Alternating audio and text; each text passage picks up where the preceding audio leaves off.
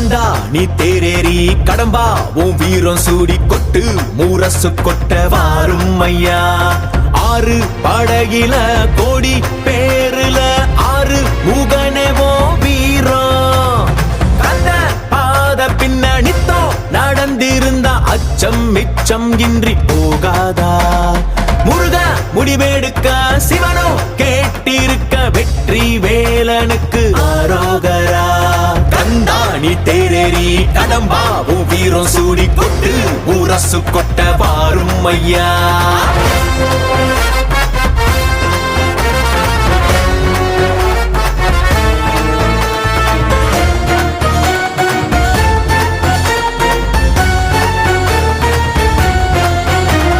தமிழ் சங்கமே முதல் சங்கமா அண்டமெல்லாம் அறிய வச்சு